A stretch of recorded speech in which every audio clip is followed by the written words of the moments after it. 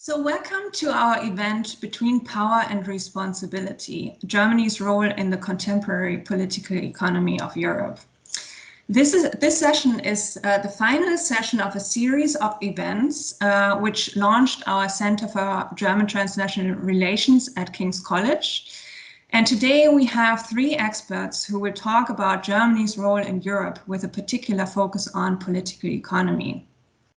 Each of our speakers will have 15 minutes and then we'll have 45 minutes for discussions.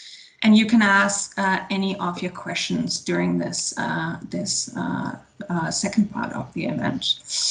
I will now start by introducing the speakers and then we can jump straight in. And I will also introduce them in the order in which they speak or want to speak, unless there are any objections. So we'll start with Amandine Crespy, who is an associate professor in political science at Cebipol at the Université Libre de Bruxelles. Her research is interested in conflicts over the social and economic dimensions of European integration, and she has published in many high-ranking journals, including and recently edited a book with Vivian Schmidt and Ramona Coman, Governance and Politics in the Post-Crisis European Union, and that was published in Cambridge University Press.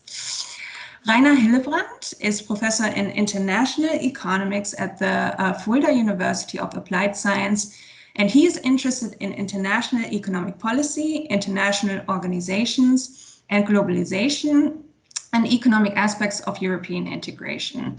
Rainer also has published in many high-ranking journals, including recently on Germany and the Eurozone crisis policy. Julian Germann is a senior lecturer in international relations at the University of Sussex. Julian writes on the historical sociology of global governance and contestation and the political economy of capitalist crisis management, as well as US and German foreign economic policy. He has just published a book, or is about to publish a book with Stanford University Press, also very impressive, Unwitting Architect, German Primacy and the Origins of Neoliberalism. So Amandine, if you're ready, we can start with your presentation. Yes, absolutely. And thank you for having me. This new Center on Transnational Germany is exciting, and I feel very honored to be part of it. Plus, I have the honor to open this session today. So I have prepared a PowerPoint presentation, which I will share in a minute. Okay, can you see it? Okay, good. So since I'm to speak first, I thought that, I would set the scene, and I'm sure that my colleagues will have much more specific knowledge. And I thought I'd just trace the trajectory of Germany in Europe in the era under the chancellorship of Angela Merkel. So I entitled my presentation From Economic Hegemony to Political Leadership, a play in 4 acts. So I only have 4 slides. And we start in 2005, and Act 1 is called Building Standort Deutschland. So it is now very commonplace almost to say that when Angela Merkel reached power in 2005, Germany was the sick man of Europe. The economy wasn't doing so well, although looking into the figures, I found that still, in terms of competitiveness and Standort, Germany was actually ranking 3rd back in 2004, but unemployment was very, very high. As you can see here with this figure, there's really this peak reaching 10 to 11% around 2005, 2006. So there is quite some literature about the change that the Renan model of capitalism has undergone, asking whether we had witnessed a true neoliberalization of the German economy. And so, of course, fairly very symbolic of that era and of the changes at stake are the Hartz reforms, which have, to a certain extent, deregulated the German labor market, leading to a fairly large low-wage sector, especially in the services, which has recast and retrenched a lot of social benefits. And this has gone also hand in hand with the transformation of the German industrial relations system. So some colleagues in political economy, Baccaro and Howell, have argued that Germany was part of a broader movement of convergence, of neoliberal convergence across European political economies. Looking more at the social model, Martin Seelab-Kaiser argued that there was a clear unraveling of the German social model. And Cathy Thielen talked about a liberalization by exhaustion of traditional social institutions. Interestingly, the economic rationale behind all those reforms and the important change of the German economic model and social model has remained contentious. And Peter Bofinger, for instance, who is a prominent economist and also advisor in Germany, argued that the fairly spectacular decrease of unemployment in Germany was more due to cyclical factors combined with the fading, sorry, there's a typo here in the presentation, not feathering, but fading of the effects of reunification, rather than really the evidence that those reforms had been very effective and very successful, and should therefore be advocated as a kind of model for the reforms which should be implemented by other European countries as well.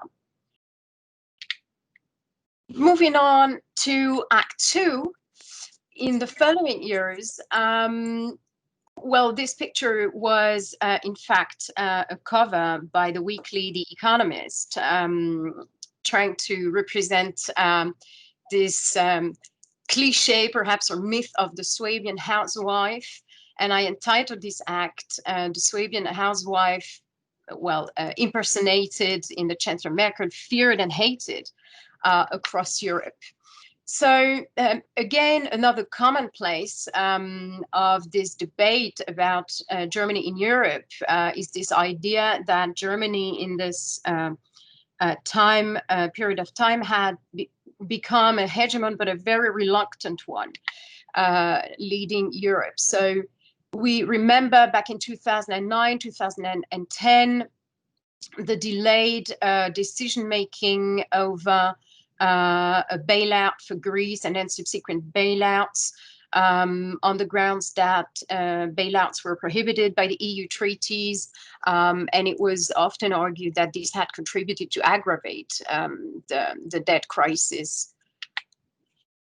Once the bailouts were decided, of course, we've had this series of programs which were led by the Troika, but of course strongly politically endorsed by the coalition of creditors.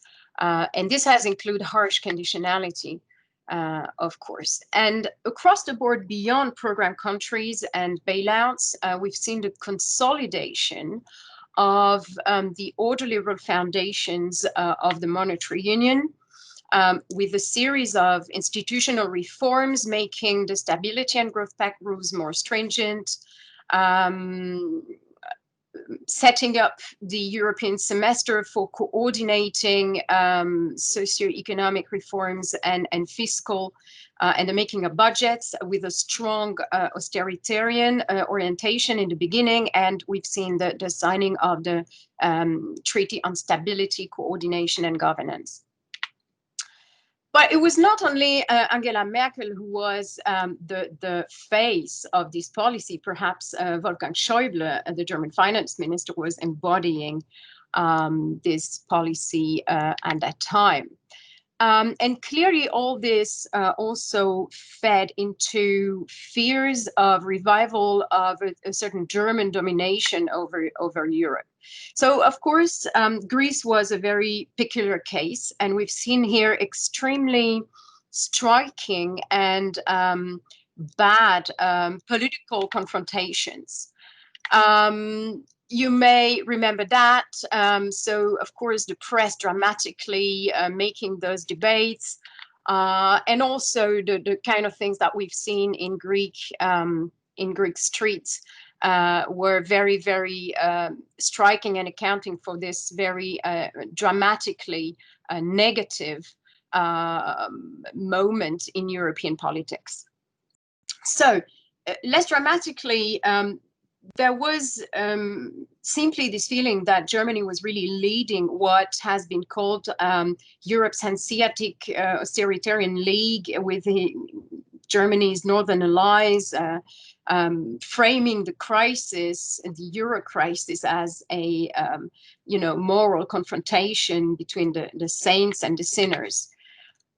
And more broadly, many observers and intellectuals also mentioned this kind of drift toward an era of a German Europe rather than a European Germany.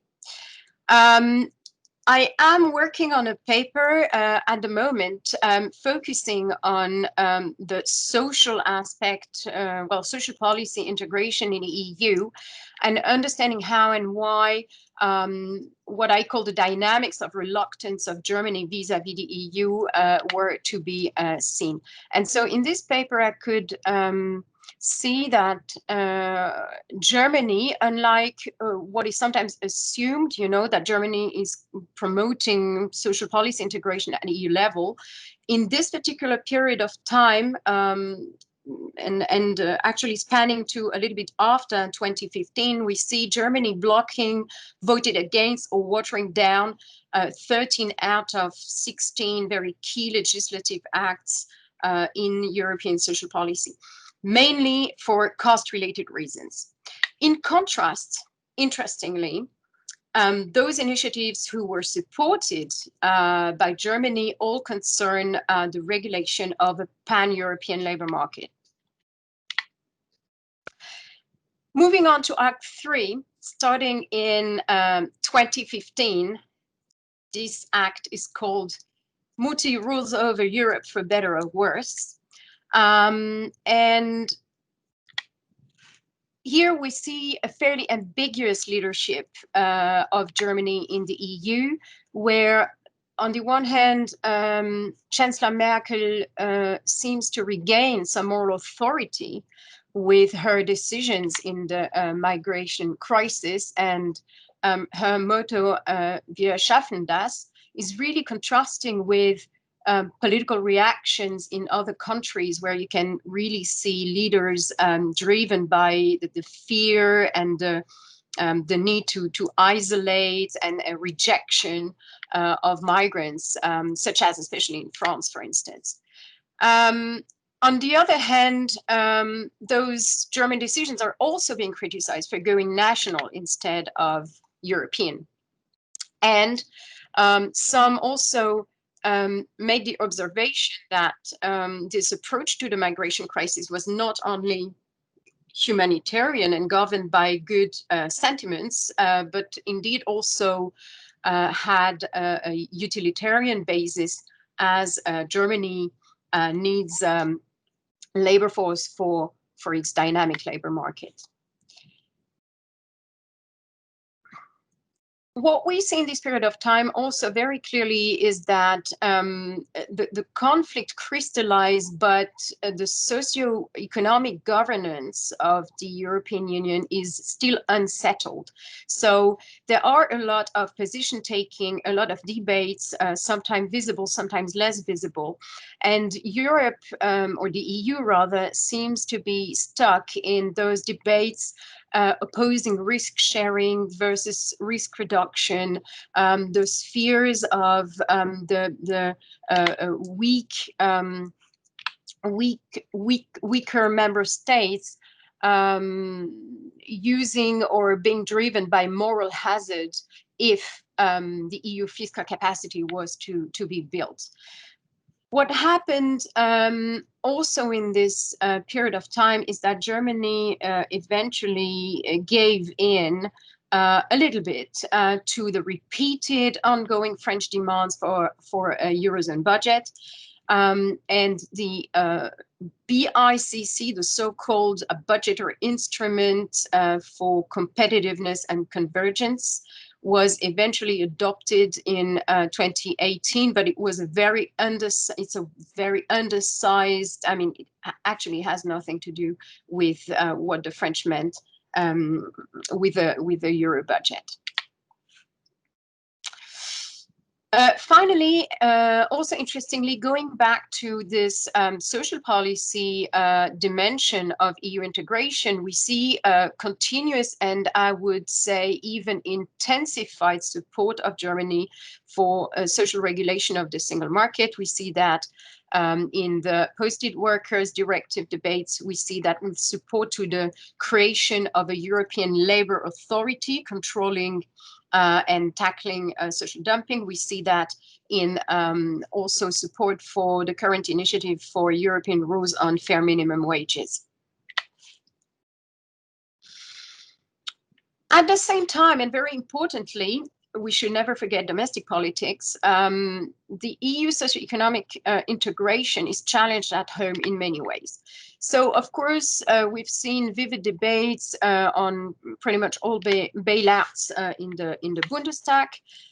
We have the Gauweiler case going from Karlsruhe to the CJEU, which contests the ECB purchasing government bonds on secondary markets.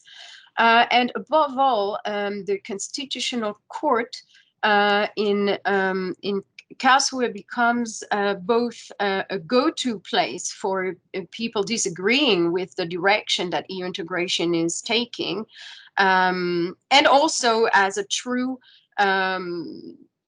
source of resistance.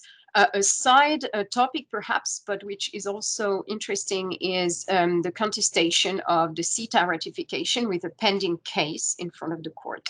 And of course, more recently in May 2020, we've had this highly profiled decision by from the Bundesverfassungsgericht on criticizing the public sector purchase program of the ECB once again, and actually more broadly starting a rebellion against what is seen as EU competence creep and calling on the Bundestag to stop that. And finally, Act 4. Which I have called uncontested but bounded leadership in times of COVID-19.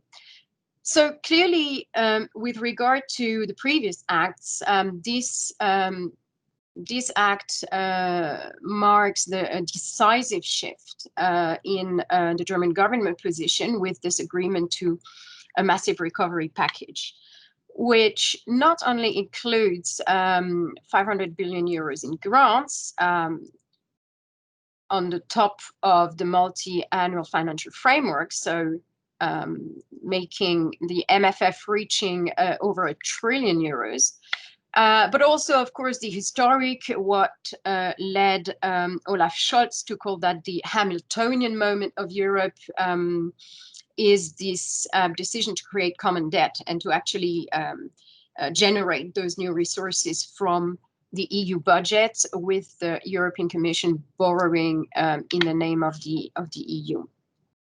So how did Germany, in a way, seem to turn from a fiscal hawk, well, being very reluctant, to say the least, vis-à-vis what is seen as a transfer union, to a dove and to embracing this massive historical recovery package. I am working also at the moment on a paper together with Lukas Schramm, where we look at preference formation in Germany and try to unpack from various theoretical angles what happened and how we can explain that. What we see is that clearly domestic actors did not really play a role in the sense that they aligned pretty much ex post or simultaneously with the position of the federal government.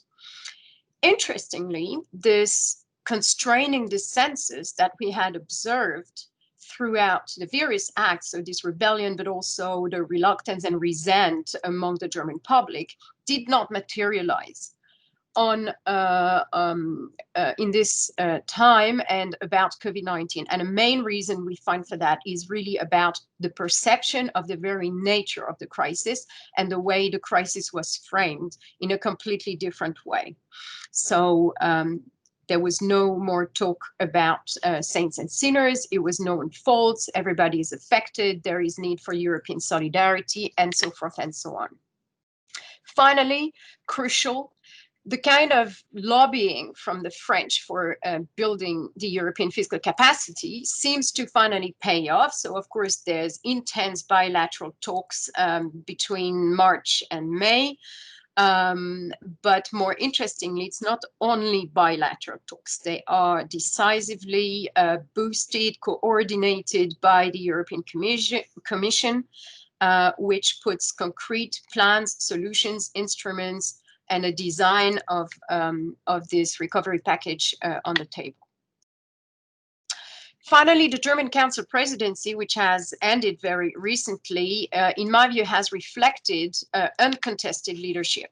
We have seen during the presidency the perhaps unique ability of Germany, of Angela Merkel, to broker historic compromises. We've seen that with the rule of law, with Brexit. Germany certainly also is a driving force behind the European Green Deal agenda, but I would argue it is bounded leadership in the sense that it is leadership under constraint. And this constraint that Germany finds itself in, and which is unescapable, is that it has to occupy a central, pivotal role between North and South, East and West in so many respects. So to conclude, I hope I'm not talking too long. Quickly, just a few remarks. I think the European legacy of Angela Merkel would be a main challenge for the next chancellor, and perhaps a stress test for the EU. There will be debates, probably contentious ones, about the possible reinstatements of the Stability and Growth Pact rules. There will be debates about whether the resources of the recovery instrument will disappear or will be prolonged after the end of the current MFF period. What about the new own resources of the EU? And also, how will the next chancellor deal with the rebellion fomented in Karlsruhe against the EU and its possible consequences? Certainly, perhaps dark matters of the German leadership, just a few thoughts. Well, you know, possible confrontation between the Green Deal agenda and the powerful German industry, especially the car industry, relation with China. We've seen that criticism has been expressed at the way in which Germany pushed this investment deal at the very last minute of its presidency.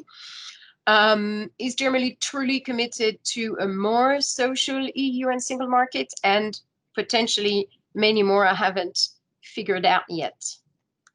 And I thank you very much for your attention. And I'll stop sharing now, or? Yeah, you already did. I already did. Okay, good. Excellent. Thank you so much, Amandine. Next up is Rainer.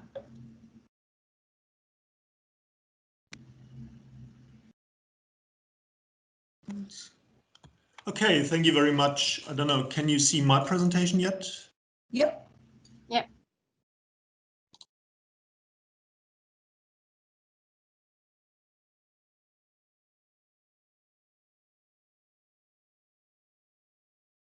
But now Rainer is frozen.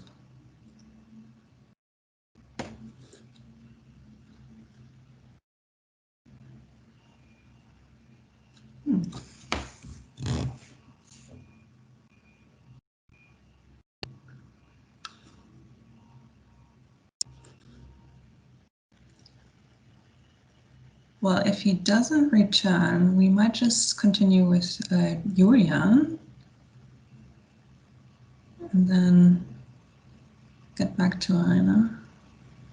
Julian, are you ready? Oh, but he would go. Yes, of course. I just have to upload quickly my presentation. If you can, if he is still sharing his. Ah. Oh my God, we're a defendant on and he's frozen. I thought it was me that was frozen. I had to look at the tiny screens in the bottom to figure out if somebody else is moving or whether it's actually me. I think we're. But I'll try to upload it and see what happens. Yeah, see. The file already exists.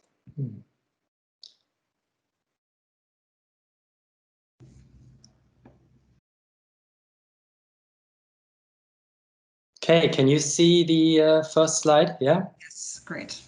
Great. Thank you so much, Inga, for inviting me to this debate and for participating in the inaugural, the last part of the inaugural plenary sessions for the Center for German Transnational Relations. It's really fantastic. I'm so happy. I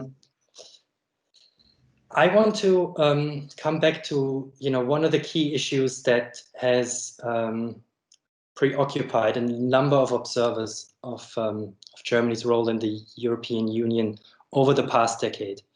When we ask about the power and responsibility of Germany in Europe today, we're really talking about a contradiction, right? On the one hand, over the past decade, Germany has become more influential than at any other point in the history of European integration.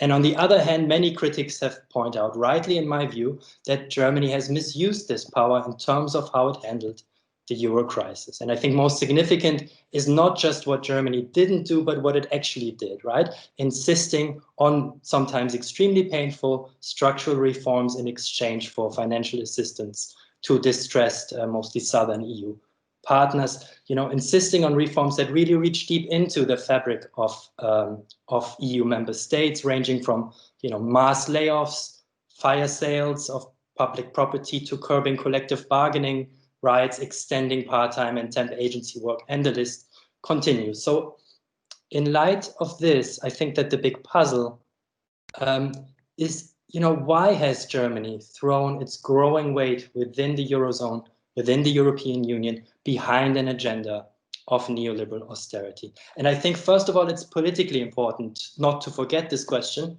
and to address it again, because at several points during the height of the Euro crisis, sort of Germany's acts of omission and commission seemed capable of bringing the Eurozone to the brink of collapse.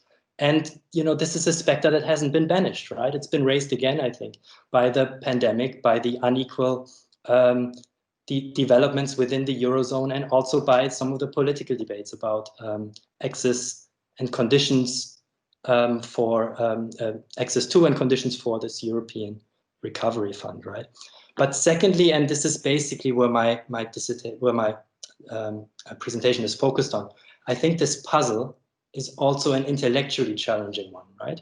Because as Amandine has mentioned, there's an institutional political economy that since the 1990s has basically told us that Germany has at best moved belatedly, reluctantly, and partially towards Anglo-American free market capitalism, right? And so from this perspective, it's really quite perplexing how this supposed neoliberal laggard could suddenly turn into the vanguard of neoliberal restructuring in post-crisis Europe.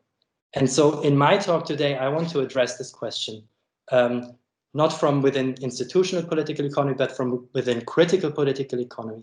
And I want to do this on the basis of a book that I published with Stanford earlier this month. I want to develop this argument in 4 steps. First, I want to just briefly outline what the available answers are within the critical political economy literature and what my book does differently. The second thing I want to do is to take you back in time to the crisis of embedded liberalism in the 1970s. And I want to suggest to you, I want to convince you that this is actually a major strategic turning point for German policymakers when they learn to think about and deploy their monetary and financial power in new ways and for new ends. In a third step then, I want to use this historical vantage point to rethink Germany's role in Europe today. And fourthly, just to bring this around, I want to contrast my reading of German power and purpose in the European Union today with the existing critical accounts that I'm going to introduce you to now. Okay, so let's start with what I think are the three most promising and prominent interpretations of how Germany rose to the center of neoliberal reform in the European Union.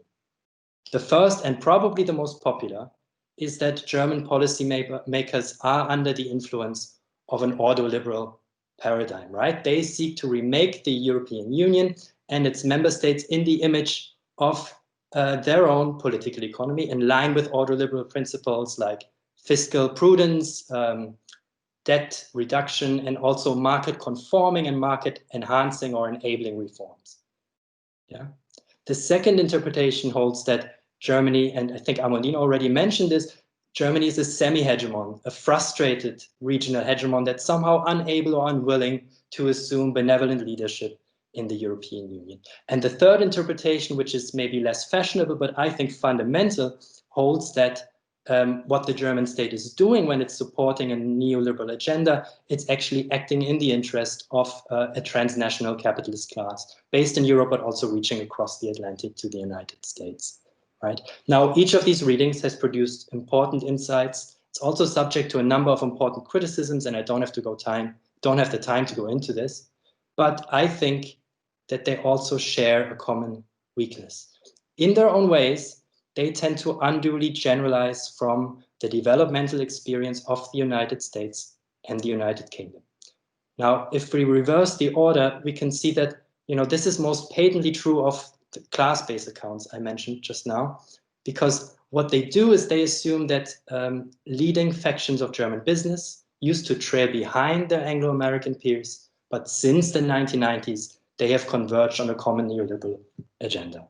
But I think the same or similar Anglocentrism also informs accounts that use the master concept of hegemony, usually for very unflattering comparisons between the United States and Germany, right? Most often, the myopic use of German power in the EU today is contrasted with the global leadership that the United States assumed after 1945.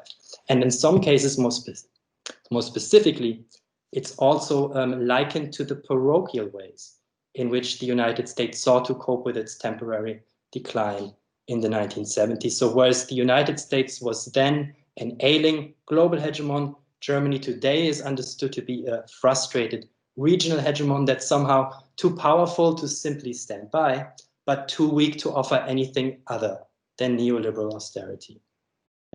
Okay, and lastly, I think even critics of ordoliberalism tend to rely excessively or too much, I would say, on the Anglo-American experience. Now, this is not immediately clear, so let me explain what I mean by this.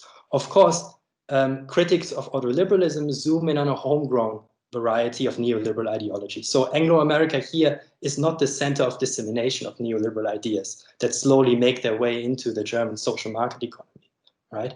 But even though this variant is unique in substance, it's still equivalent in function.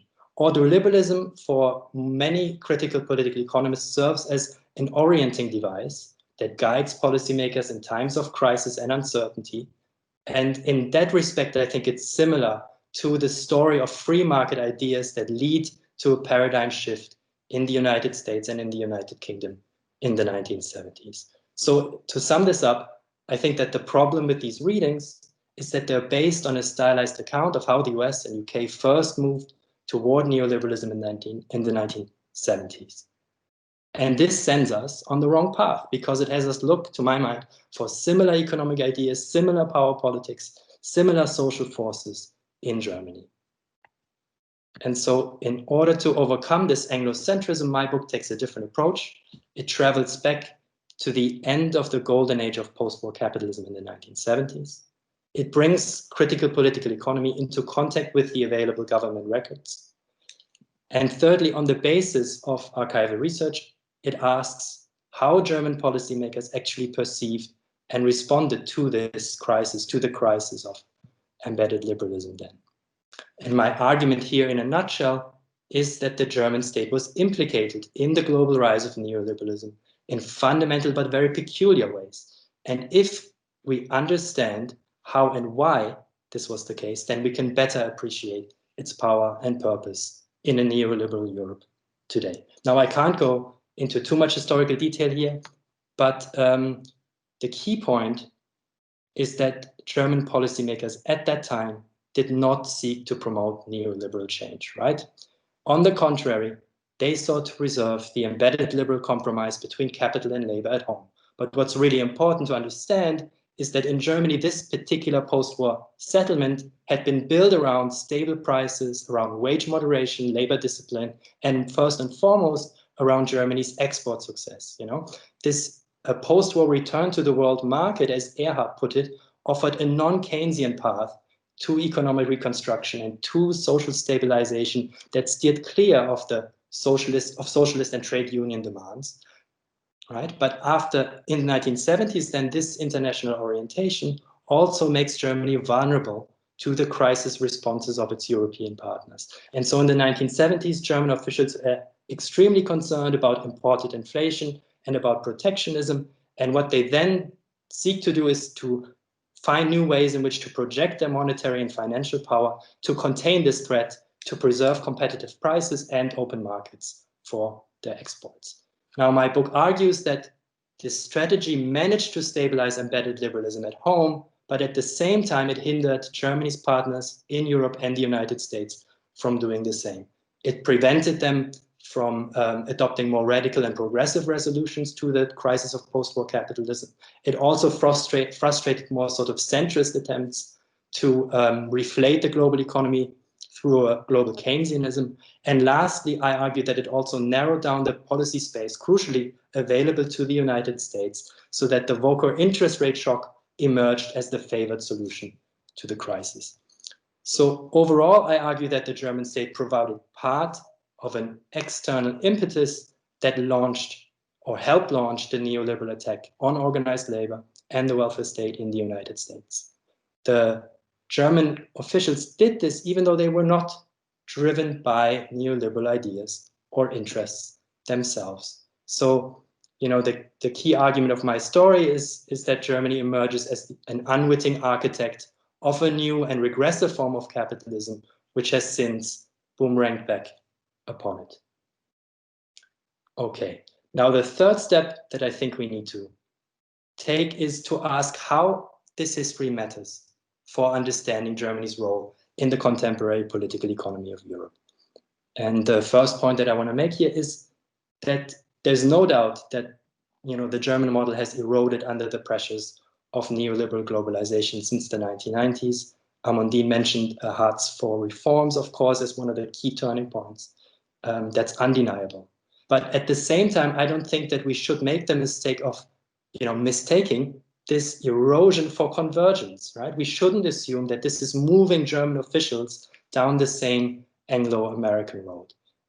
There are some structural features of the German political economy that have remained in place or have even deepened over the last 2 or 3 decades, right? Manufacturing has remained a sizable sector of the German economy. Germany's export orientation, as we all know, has grown disproportionately. And I think if we look at unionization and wages, we still find that there's a hardcore shrinking, but, you know, still a core of the original settlement between corporate capital and organized labor in key export industries, although certainly on more unequal and exclusive terms than previously, right? The key point here is, to my mind, this continuity in the basic structures of German capitalism is also reflected in a continuity of purpose. To my mind, German policy elites are still concerned to sustain an export-led growth model, and they are keen to sustain whatever is left of the embedded liberal compromise that was originally built around it, right? But the key difference, this brings me towards sort of the end of my talk now. The key difference is that German policy elites are trying to do so in a new international context, which is marked by 2 developments in particular. The first is that Germany has emerged at the center of a hub-and-spoke system of production in the European Union since the 1990s. 2/3 of all EU trade takes place through supply chains, and Germany is the most significant production partner of any other EU member state. And lastly, Southern Europe still is the second most important place for German manufacturers to offshore production to, just after, you know, the Central and Eastern Europe, which of course in the 1990s rose to a prominent position. The second development is Chinese late industrialization. And of course, there's a lot of attention that's being paid to the competitive challenge of a rising China, and I think for good reason. But we shouldn't forget that over the past 2 decades, Chinese late development has been an incredible boon for German export manufacturers, right? China has emerged as a major new growth market for Germany outside North America and Europe. This is unlike anything we've seen since 1945. And these two developments, to my mind, changed the strategic significance of the European Union and of the Eurozone, certainly on the minds of German business. The chance to sell to China means that German manufacturers are less reliant on the European Union as the final outlet than they used to, and as a result, they need to be less concerned that austerity undermines demand for their products. Instead, the EU matters more as a regional production platform and springboard for Germany's global exports, right? And this means that, at least in principle, neoliberal reforms promise to create a deregulated, low-cost environment for German firms to invest in and to source inputs from. And from this viewpoint, then, I would say that the role of the German state at the center of a neoliberal Europe appears in a very different light, right? I would argue that part of the rationale is to deflect the pressures of neoliberalism, to shore up Germany's export model and sustain a shrinking core of its social market economy. And so, in short, Germany is promoting neoliberalism across Europe today, in part in order not to fully practice it at home. Okay, if I have time, I'd like to come around to the critical political economy approaches that I identified in the beginning, and ask the question, how does this differ from what we think we already know, right?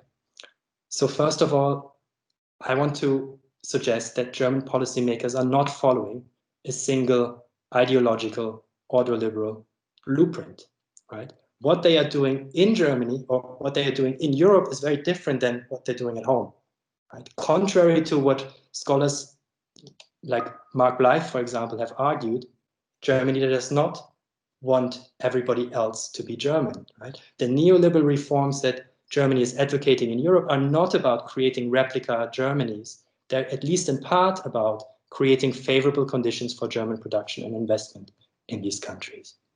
And so it's about creating complementary rather than analogous sort of equivalent economies in Europe.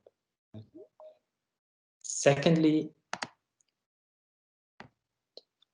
I don't think that Germany is a frustrated hegemon that somehow finds itself between a rock and a hard place, where it's too weak to assume full hegemonic responsibility, but too strong at the same time simply submit to the demands of its partners. I think even though it emerged in a moment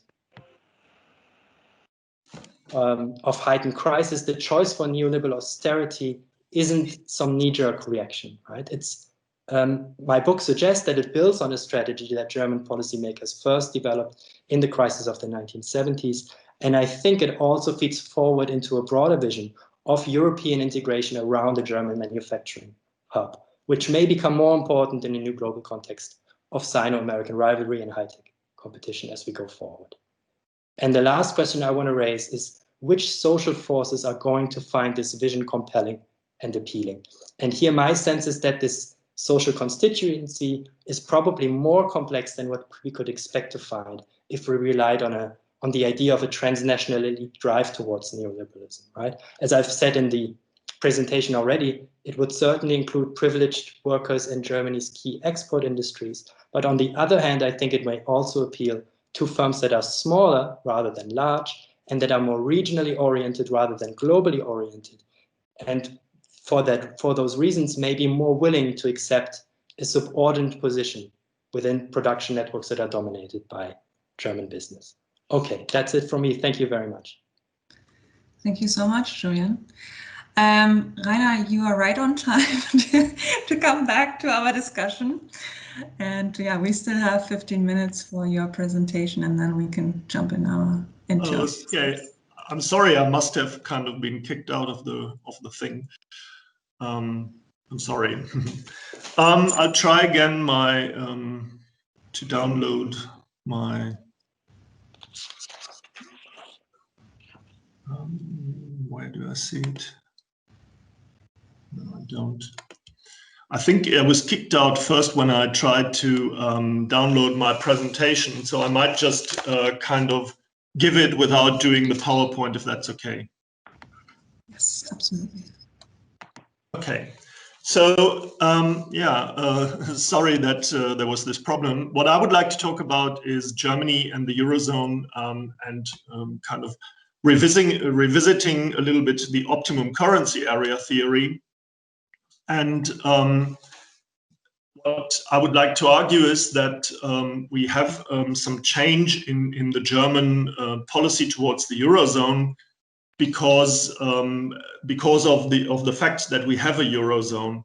And optimum currency area theory argues in a way for kind of the benefit, or takes benefits of currency integration, and looks at cost. And what it does, it tries to establish criteria that make it more or easier to have a currency union if if monetary and exchange rate instruments had to be given up. And the criteria we usually have are, for example, the question, do we have symmetric shocks? Do we have real wage flexibility? Do we have openness, labor mobility? All these are economic criteria. And the answer to that is most of the criteria are maybe partly fulfilled, but not completely. And from that economic point of view, the currency union was not a good idea. But what I would like to focus on in my short presentation is talk about more political criteria, which in the literature are called solidarity, the homogeneity of preferences, and the idea of fiscal transfers. And what I would like to do first is talk about these criteria, how they were fulfilled or not fulfilled like 10, 15 years ago. At the beginning of the Eurozone, maybe, and then talk about them again, what has changed in the last 10 years. So the solidarity criterion is the idea that countries that form a currency union should have some kind of sense of common destiny, because if they have that, it's more likely that they will accept tensions when there's a crisis. And for the Eurozone, and we've heard that in the first presentation, we can say that the Eurozone crisis was not a case where we had a sense of common destiny. Rather, Germany and the Northern Europeans thought of the crisis as one of a debt and competitiveness crisis in the South more, but they said we don't have really an economic crisis in Germany. The Southern Europeans were seen as inefficient, uncompetitive, and there was also the idea in Germany, or the perception, that Eurozone institutions hadn't really worked. They were paper tigers. In the South, this view was fairly kind of the opposite. The problem was not so much debt and competitiveness, but more the short-term failure of financial markets. And Germany was the main beneficiary of the euro and didn't really do anything to help. So it was, like mentioned before, more a question of saint and sinners.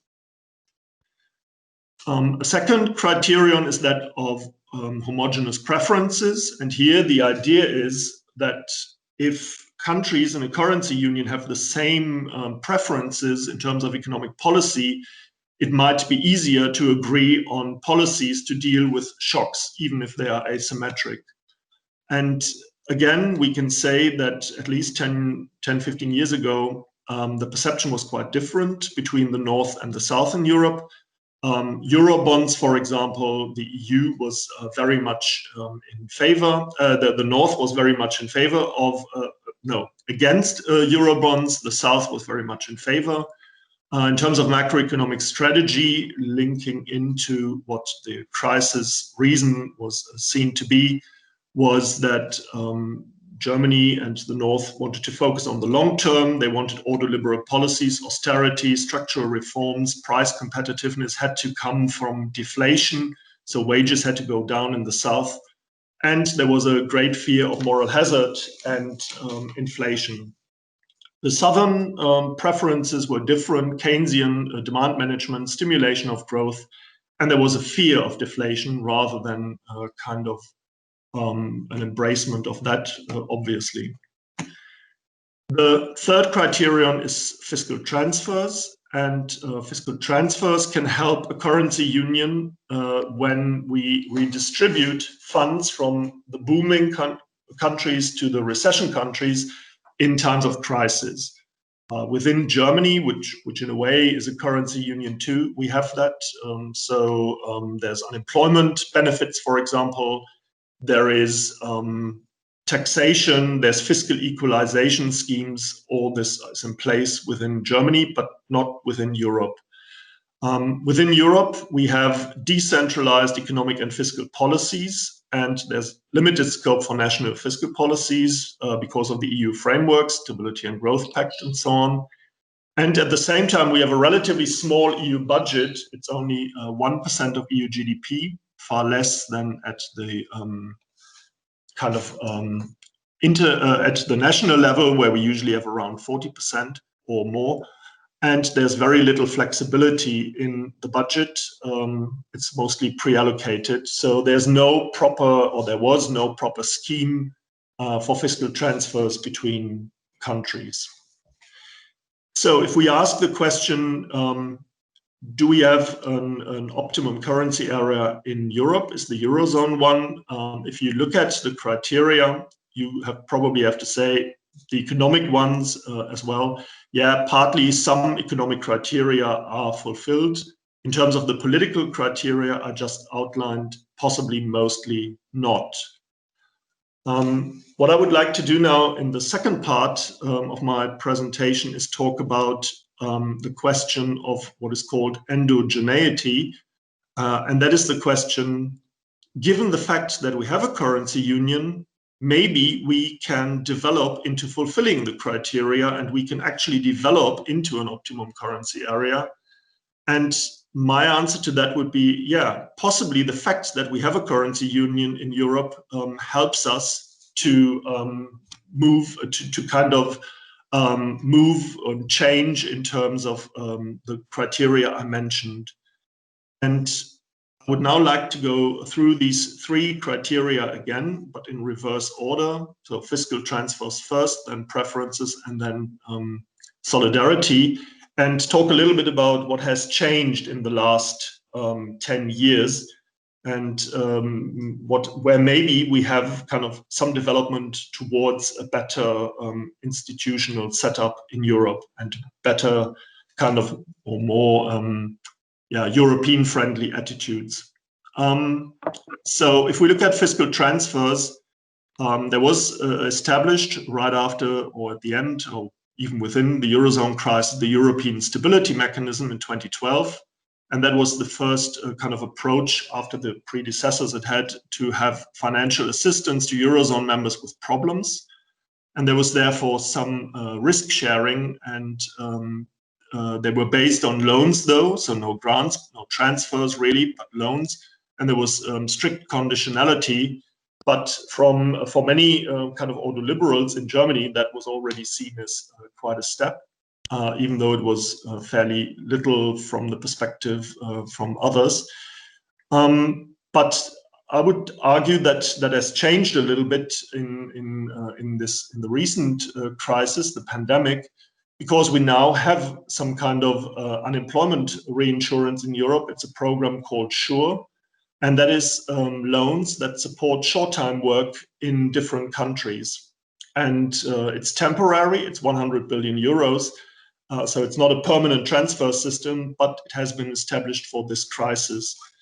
And the kind of big change in terms of fiscal transfers was the European Recovery Plan, this Next Generation EU program, which was already mentioned. It sets up 390 billion euros in grants, and that is different. So it's not just loans, but it's also grants. It's funded by EU bonds, so kind of EU debt on a bigger scale, and it will be paid back via the budget. So it's not proper bonds, euro bonds, because there's no joint liability. The liability is limited to the budget contribution of each country. And but there's also kind of the idea that maybe at some point we will have new EU own resources like taxes on non-recyclable plastic, or the EU, the CO2 tariff, for example. Conditionality is in this next generation EU2, so that's still there, but it's via the country-specific recommendations, and that is seen as less strict as it is in the ESM. I would then argue that also economic preferences in Germany have changed. First of all, we can see that domestically they have changed, and that is maybe not so much, that has a direct impact on the EU, but it sets a different tone within Germany. And the changes we see here is that we have a more active role for government. For example, the fiscal policy response was quite strong in Germany. There's a new industrial strategy called Made in Germany, Industrial Strategy 2030, which is far more activist and more active industrial policy, talks about European champions, something that traditionally in Germany is or has been criticized by economic circles. There's kind of a loss of political influence, I would argue, for traditional German ordoliberalism in the CDU, but also in kind of the public debate. So that sets the tone for more active role of government. And towards the EU, positions have changed too, even though it hasn't been maybe applied in reality, but there is a slightly different change in the EMU fiscal capacity, towards EMU fiscal capacities. There's the Eurozone budget, which also was mentioned earlier, is very little, but the Meseberg Declaration that preceded it between Germany and France foresaw a far bigger Eurozone budget than what we ended up with in the end. And that for Germany was quite a step in that direction. The Constitutional Court ruling of May was mentioned. That was also kind of a bit like an alarm call, because what the Constitutional Court said is more or less monetary policy can't go on like this unlimitedly, and you need explanations for why you do it. And it was somehow understood as a wake-up call that maybe we, if we want to sustain the currency union, we cannot only free ride on monetary policy, but we have to do something in the fiscal area as well, and kind of come forward with changes, institutional changes there. And the kind of last point I would like to make is the sense of European solidarity, and I would argue that that has changed as well. Maybe not so much in polls when you ask people how they feel about the EU, but politicians, Angela Merkel, for example, talks about Europe, from my point of view, a little bit differently. There are lots of external pressures. Allies like the US cannot be relied on as much anymore. There's the competition with China. But at the same time, there are big problems like migration, climate change, rule of law, which all require responses at the European level, at least. And also that the crisis of the last 15 years have kind of changed maybe the attitude in Germany as well. The Eurozone crisis, where Germany was not really willing to change that much and had to rely very much on the ECB to save the euro in the end. But then the migration crisis, where Germany was maybe kind of wanted something from the others rather than having to give so much, and especially the COVID pandemic, where there's no issue of guilt here. It's more perceived as kind of a common threat to everybody with asymmetric effects, but there's no guilt involved. To conclude, I would say that we see in Germany some policy changes towards the EU and the EMU. These, these changes have been incremental and cautious, and possibly for some too little. if you look at traditional ordoliberalism in Germany, they have probably already been too much. Most of these changes were evoked by external events and not motivated intrinsically. And I would argue that at least partly they can be explained by endogeneity of the European, of the optimum currency area theory, meaning that the fact that we have a currency union, and if we want to keep it, we have to do something to make it sustainable, and we can't just muddle through as we have so far. Thank you very much, and I'm sorry for the that I was lost in between. Great. Thank you very much, Anna. We will now jump into the discussion. I have an echo. It should go away. Yeah. And I will not do this alone, but also with my colleague Malte Laub. So you will see us asking questions and picking up questions from the audience. But we can start by just looking if anyone wants to start. So Joseph has a question.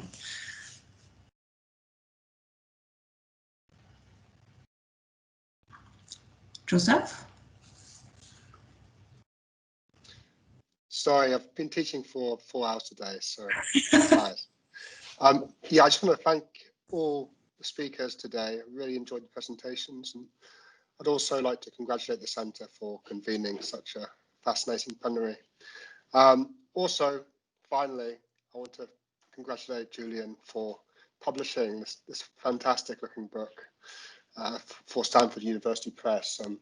I lived with Julian for a year or two back in Toronto when he was doing the initial research for this book. So it's really, really nice to see it bear such fruit.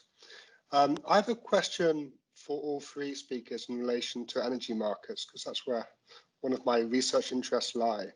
And I want to ask a question about Nord Stream 2, which will entail the doubling of natural gas pipeline capacity directly from Russia to northern Germany, much to the chagrin of some of Germany's neighbours, especially in Eastern Europe.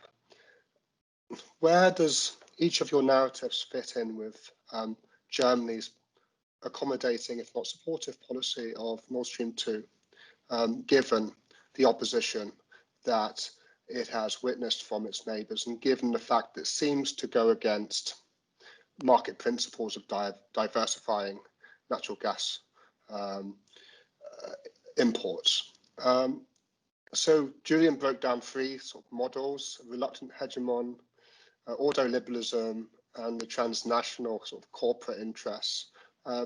Instinctively, I find the last model most persuasive here, but I'd like to hear your views. Thank you very much. I would suggest, since this is a question for everyone, that we do a first round and then we'll connect. Who wants to start? Rainer, you look ready. Can I maybe add one thing to this? Because I just so happened that this seems to be the Nord Stream question is currently the opener of Zeit Online with an essay of Alan Posner, who asked the same question effectively: what does it mean, Nord Stream 2, now also with a new guy in the White House? So maybe to add some current event to Joseph's question. Okay, thank you very much for that question. I'm not really an expert on that, but my opinion would be that I think it would be more in the German interest to kind of try and strengthen the energy market in Europe rather than rely too much on this pipeline. So I'm also a bit critical of it. I find that kind of going back to my talk, maybe, I think sometimes what I find interesting about German policy is it's a bit like in the Eurozone. I mean, they talk about we don't want to, or the policy is not really supportive of it, but we free ride, for example, on the European Central Bank to save the euro. We kind of talk against the European Central Bank, what they are doing. We don't want that, but at the same time, we free ride on what they are doing. And maybe that is also a bit kind of a hypocritical approach to energy policy. So I'm also rather critical of this Nord Stream pipeline. Maybe that's all I would like to say to that. Thank you. Great. Amandine, do you have a comment on this? To be honest, just like Rainer, I'm not really into energy policy, so it's would be just you know, the opinion of an average informed person, and I wonder also what are the deep political drivers behind this policy, which in several respects is in contradiction also with the European commitment of Germany. It makes not only the US angry, but also, you know, Baltic countries angry, a number of Central and Eastern European member states angry. So it does not diversify Germany's sources of energy. So I'm really wondering what, you know, type of political motivations can lie with the German political class to pursue this kind of dependence vis-a-vis Russia, which obviously has not proved to be a very reliable partner, to put it this way. Great. And Julian?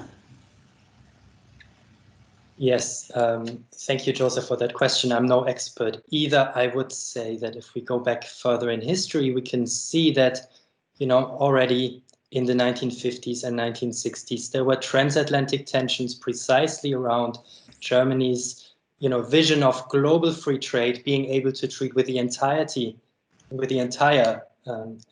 world, and the you know, the Cold War division of the global market that was, you know, pursued by the United States. So those kind of transatlantic tensions go back a really long way.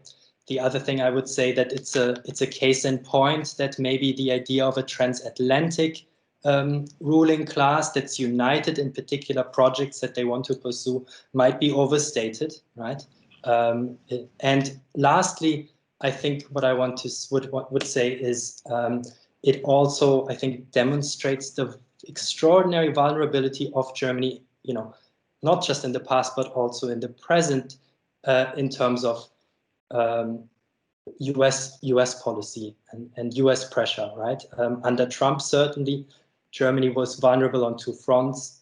It was immediately affected by sort of the proclamations of the US administration that it, you know, Germany was exporting too much and that, you know, sort of second in line right after China, but also German companies that are, you know, producing in the United States cars primarily for export to China were sort of secondhand affected, you know, by this sort of, and I don't think that a change in the US administration is going to make this kind of issue go away, right? So the fact that we are shifting from Trump to Biden now, I can see further transatlantic sort of conflict, serious tensions in the future. Yeah, I have to leave it at that. Great. Okay, thank you all. The next question is by Alan. Thank you. I have a question for Julian. Sorry, I was teaching, so I only I saw the last 3 slides. And yeah, it's really nice to see this book coming out and with this novel arguments. So I also think it's a great contribution. I really look forward to reading it. And when I was listening to your to the last few minutes of your presentation, I started thinking about whether the argument in your book seems to be that Germany has played a much bigger role in shaping the neoliberal economic governance model in the EU than we normally think it to be. And then my question is, how much has the neoliberal orientation of the European Commission become a monstrosity of its own, which has spinned off from what initially Germany wanted the European Commission to pursue in terms of, for example, this competition in the single market, state aid. Because, for example, if we look at the EU's evolving principles and guidelines on state-owned enterprises in the EU, we see that here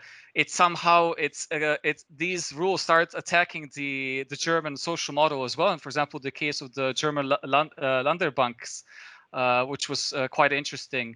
So how much is this really then we should look at this project now separately. So the DG for competition at the European Commission driving this, and maybe even having more radical neoliberal ideas than Germany initially had in terms of the German role of exporting neoliberalism.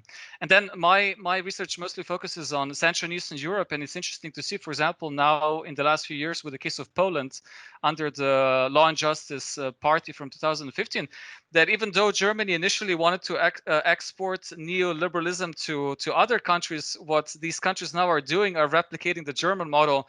For example, Poland in terms of the State Development Bank and its role in the economy and financing domestic investment. And they're looking toward Germany, saying, well, Germany is doing this, so we should be doing it as well. And it's quite interesting to see that they're trying to replicate the German social model. Thank you. Should I come back to this, or do we gather a few more questions? Do you have a second question in the chat? And I was still waiting if Malte wants to take this, but I'm just going to read it now. For Julian as well, could you expand on how German policy in the 1970s pushed the US towards the Volcker shock and precluded efforts for Keynesian reflation? It's maybe a little bit different from the other question, but you can take them both. Can take them both. Let me start by thanking Alan for the question. There's a lot on the table here. I think I want to say what's, the main thrust of my argument is that we shouldn't put too much explanatory weight on neoliberal or ordoliberal ideology, right? I think that we can root particular interests in, broader structures, new international developments that I think we need to take on board. So what's really interesting from my perspective when it comes to the European Commission is this idea that at the moment, with the sort of China challenge, there are business interests in Germany that are lobbying the German government to kind of say, okay, maybe these competition rules are a little bit too rigid, and maybe we should loosen things up a little bit, right? Rainer, you have mentioned the National Industrial Strategy 2030. I think it's a case in point for seeing that, the neoliberal ideology and commitments, they evaporate very quickly once, fundamental challenges to the particular economic model of Germany emerge. Mm-hmm. With regards to the question of the Volcker shock, so I think it's chapter 6 of my book, I basically look at the particular pressure that the German central bank was trying to bring to bear on the United States in the late 1970s in terms of being very reluctant to intervene in exchange in currency markets in order to sustain the value of the dollar, right? And what's quite extraordinary, quite remarkable is that the Federal Reserve, but also the Treasury, they were quite dependent upon the German central bank sort of intervening and buying dollars by selling Deutschmarks, because their supply of Deutschmarks, despite several swap agreements, was actually quite limited. And the dollar Deutschmarks exchange rate at the time was, the single most important sort of exchange rate in terms of, stabilizing the dollar or not. So I think that was a thing that made, there was a nexus that made the United States quite receptive to some sort of German pressure. I think I want to leave it at that. I'm sure I can think of something else, but there are so many people and I'm sure there are so many questions. So thank you to whoever asked me that question. Maybe I can just add to what you said about the ordoliberalism. I also think, if you look at textbook ordoliberalism, it's a very normative approach, but governments have always been far more pragmatic. And that's the nice thing about when you apply it then to social market economy, you can sometimes stress more the social and sometimes more the market. And Germany has been not always in favor of free markets everywhere. So in terms of the services directive, for example, within Germany, Within Europe, it wasn't so kind of pro-free market. Or when we look at energy policy, we just said. So there is a lot of leeway in the concept. Great. Malte is up next. Yeah, thanks. I'm exploiting my somewhat privileged position to ask a question for Amandine. First of all, thank you very much. I really enjoyed your different acts, and I found it interesting that you effectively are working on two of them at the same time, if I have that down correctly. In the second act, your dynamics of reluctance argument, and then in the fourth one, the current from hawk to dove argument. And I was wondering if there is more of a connection between these two than that they're really separate acts, and then how far the one might influence the other. If I understood this correctly, the dynamics of reluctance was mainly about a kind of weird German position that on the one hand blocks social policy, on the other hand supports labor market regulation, and then we see a somewhat contradictory dynamic now with COVID. So I don't really know what you can make out of this question. Maybe take it as a chance to elaborate on your papers. But if there is a connection between these two, I think this would be very interesting to me. Thank you. Great. And Engelbert also has his hand up, so we can collect some questions. Hi there. Thanks for 3 interesting presentations. My question is for Julian. I found your presentation very interesting, and I think it's very helpful not to just think of the erosion of the German social model as a convergence to Anglo-Saxon neoliberalism. But I'm still struggling a bit to make sense of German macroeconomic policy in Europe from your perspective. Now you're rejecting the importance of order liberalism. And you do say that Germany doesn't necessarily want other people to copy Germans' behavior, but they sort of have a vision of sort of different roles for different countries in Europe. But that doesn't quite explain what their macroeconomic vision for Germany is. I mean, it would have, I mean, obviously I'm a bit Keynesian informed, but it would seem to me that the German approach to macroeconomics in Europe was in the Euro crisis highly counterproductive. And unless you specifically think of the German financial sector, it's also not straightforward to project German capital interests into it, because certainly it didn't help the German export industry. But the whole setting has created essentially an extremely low growth environment in Europe, which again it seems hard to square with capital interest in a downturn. So in that sense, while I'm not sort of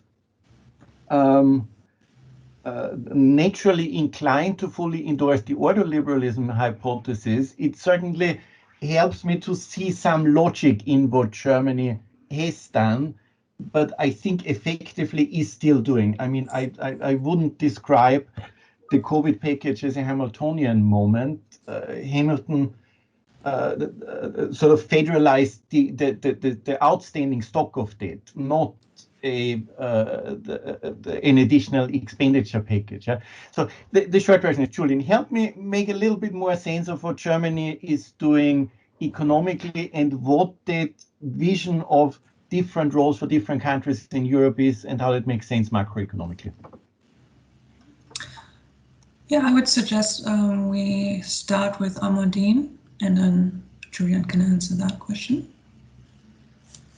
Okay, thank you very, very much for that question. I'm also myself looking to make sense of these two papers. I started to work on the first one, on dynamics of reluctance, and they indeed tend to concentrate on two different periods of time and two different acts, but they are both constants and variables across the both papers. The constant is that in terms of socioeconomic integration, the German view, unlike the French view, for instance, was never to see the EU as a relevant arena for developing very substantive social policies. So Germany never considered that the German model of social market economy had to be or would be replicated at the European level. Rather, the EU was seen as an arena for market expansion. And I think that connects also with everything that Julian explained about having a fairly instrumental view of how the European economic space can also play in favor of the German economy. So this is a constant. But there are also, and so we have this first period of the reluctance, dynamics of reluctance, where we see at the same time, so this emphasis on fiscal discipline, on having a European framework for fiscal discipline, which goes hand in hand with a kind of reluctance vis-à-vis legislative initiatives from the Commission to have more social policy initiatives at European level, especially if this means that this will be costly for Germany or costly even for the EU, because this goes hand in hand with this kind of period first, right after the European semester was set up. So we're talking 2010, 2015, really. What changes though, slowly, so after 2015, especially, is this reluctance relaxing a little bit. And what was also a constant is that even though there was a reluctance, there was always German support, and I pointed to that in the presentation, for regulatory measures for a pan-European labor market. So Rainer mentioned the Services Directive. This involved major issues with regard to posted workers. Then we've had all this struggle around the revision of the posted workers directives from 2016 to 2018, where Germany was there in the same camp together with the French and the Belgians and mainly the receiving countries to re-regulate the posting of workers. And we've had a series of initiatives. And so clearly, I think Germany wants labor mobility, wants to more labor mobility, but also more regulation of labor mobility across Europe. So there has been a series of initiatives, and we have now on the table. And I'd like to stress that because this is the first time that the European Commission feels as bold as to touch upon the issue of minimum wages. I mean, obviously, there's a very interesting also here, it's intertwined with the German story of bringing about a German minimum wage. So basically, to make a long story short, Germany went from completely opposing this idea to now supporting it, and it's now on the table. It seems not to be moving very fast so far, but certainly it received the support of the German presidency. So we'll see how that goes. And of course, the big changes and what the second paper focuses on, which is more in contrast with the first one, is the relaxing of the reluctance, at least on the fiscal front. But like I said, the painful questions will come back. So what do we do with the Stability and Growth Pact?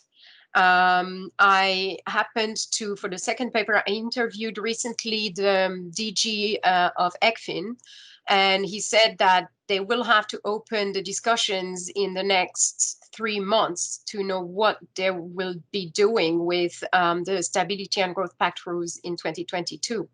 So that would be also very interesting. I stop here. I don't want to, I could go on for hours. So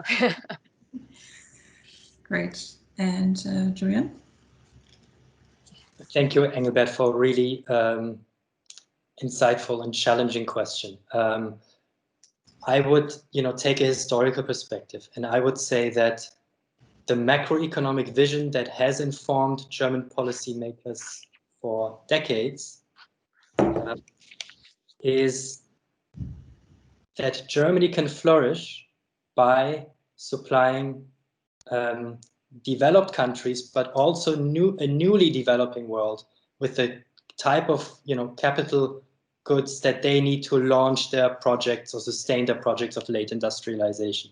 Sort of that's Erhard's vision, the vision of Erhard and his economics ministry well into the 1960s. And of course, we know that this sort of vision was only ever partially realized, after the Second World War, in the context of the Cold War, the division of the world market, in the context of a rather inward-looking protectionist, European project, and in the context, of course, also of the failure of, many of these countries that were tipped by the economic ministry to be the ones that are going to make the big takeoff where, Germany can export to, right? But what's really extraordinary is that this sort of long-term macroeconomic vision with the rise of China seems to be, seems to present itself anew and on an unprecedented scale. So I think that's sort of the macroeconomic vision. Certainly at the height of the Euro crisis was Chinese demand that was compensating for a loss of, demand from within the Eurozone. And I think, in terms of Keynesian terms, it's the demand of others, right? Rather than internally generated demands that German policymakers are sort of banking on, right? And where does this leave sort of the vision of sort of the ordoliberal vision of creating replica Germanys, right? Each with balanced budgets, with more exporting more than they're importing. I think the issue is that it's recognized that there's no way that it's neither feasible nor desirable for other European firms to sort of enter global markets and compete and export more than they import and so on and so forth. I think the vision is rather one, let's leave that to Germany and accept that, within Europe, we can find out Europe can still benefit in the same way that Central and Eastern Europe and other parts, other economies that are sort of tapped into Germany's export economy have benefited, right? So it's some sort of, contradictory, certainly, vision of a subordinate form of integration, right? That will run through Germany's export orientation and export success, right? So many statistics that supposedly show how everybody's benefiting from German exports, basically. So many jobs within the European Union depend actually on. So forget about the idea of restabilizing, right? We need to sort of to accelerate these things, right? To accelerate this, and it'll benefit everyone. The Siemens CEO Kaiser, I quoted him already, and I quote him again. Basically said the trick, when confronted with the question, well, aren't other European countries critical of, the Germany's export model? And he said the trick is to let them participate in German value chains, right? So I think sort of that's my roundabout answer. I think that a lot of this sort of vision is still in development, but I think looking at the long-term trajectory, that would be my answer for now. Thank you, Annika. Thank you very much. I'm just going to take over to make a brief reference to a quite interesting comment on the Nord Stream debate that we had in the beginning by Professor Christoph Meyer, which is in the chat. I'm not going to read it out now because it's quite lengthy and quite substantive. So if you're interested in that question, you can have a look there, where he gives a couple of reasons for Germany's continued support for this project, despite the various problems that we have discussed with it. I also see that Inga has a question, so maybe you want to take over again. And if there are any others, please raise your hands, put them in the chat or so, and then Inga has to tell me how much time we have left. But for now, what's your question? Yeah, we'll have to close soon, but we can maybe have one last round. So everyone who wants to have a last question, raise them now. So I have one point for Rainer, and which is I found it really interesting, your last bit where you talked about the possibility to actually have a fiscal union attached to the currency union. And I think that's really important because we keep talking about the fact in a very pessimistic way about it. Yeah, we can't do this because because it's impossible. And so I think it's a really important point you're making. We have to start thinking about how this works. But at the same time, I am thinking about about fiscal sociology and the rise of the tax state, yeah, and the battles that were actually in which the rise of taxation was actually embedded, especially in the late 20th century, and it had a lot to do with war making and actually compensations to people who had to go to war and give their lives for the state. And that's how this whole relationship between state and citizens actually formed, or at least in some substantial part. So I'm just curious what you think. I mean, it's obviously a very, very specific question, but how are the chances that that we're capable of creating an atmosphere where citizens are actually willing to give this very intimate relationship they almost have with the state to a new entity? And obviously that problem, we've had that problem all along with European integration, and taxation obviously being such an important element. And the second question is for everyone, so we can have like one last round and everyone can kind of say something, is what is actually, I mean, you all kind of came a little bit from the same angle, which is, well, we see Germany kind of as an obstacle to good macroeconomic policymaking in the Eurozone, or at least equal macroeconomic policymaking. And I wonder, what's the relationship? I mean, we often talk about interests of voters, and neoliberalism being again one of these theories. Well, the Germans want price stability. I never really bought into this. And I do see a lot of conflicts between what policymakers want and what voters want, and in fact, actually also what different state entities want, because I think the Bundesbank was an important driver, as Julian is pointing out, but there were also some governments who wanted a more expansive stance and couldn't actually implement that. So what are the frictions? What are the conflicts that we have to look at? And do we actually can we actually talk about something like a national interest, or, you know, Germany wanting something, or is there like an important power dynamic behind this that's either institutional or class-based? It's a very broad question, but you can make out of it whatever you want. Maybe I start first. Go ahead. I mean, I'm an economist, and what I see what I also said in my paper, I think the changes that come from Germany are firstly quite incremental, so small step, and there's not one big change towards something big, and they are driven more by outside pressure. And I think if we look at, for example, the Hartz IV reforms, for example, like 15 years ago, they were not really they were not a big plan, but they were a response to an economic situation that were perceived as very bad because unemployment was very high. So I think a lot of the policies are a response to what is necessary. And this is what I tried to make the point about, this endogeneity of the currency union. I think in Germany, it's in the overall interest to keep the currency union and to stick to it, and therefore we have to do what is necessary. And I mean, when you read about the response of this constitutional court ruling in May, that actually put a lot of pressure on governments because the constitutional court said the central bank cannot continue doing this for you, the job they did for us. So governments actually need to come up with something. And I think these kind of incidents will drive Germany more towards accepting, to accepting more Europeanization and more fiscal policy at the European level, I think.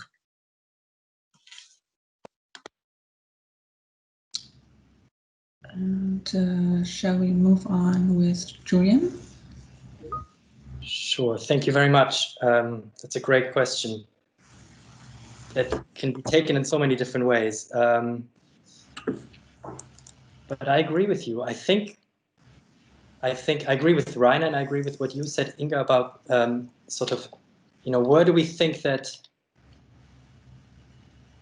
on the one hand, I think that there are external pressures which are moving Germany in a direction that it wouldn't otherwise go. So I think what's really important, even though I think that we need an analysis of broader social forces always, we also need to take into account how new international contexts, new developments are creating pressures that can increase the distance between what domestic actors really want the German state to do and what ends up happening in the end.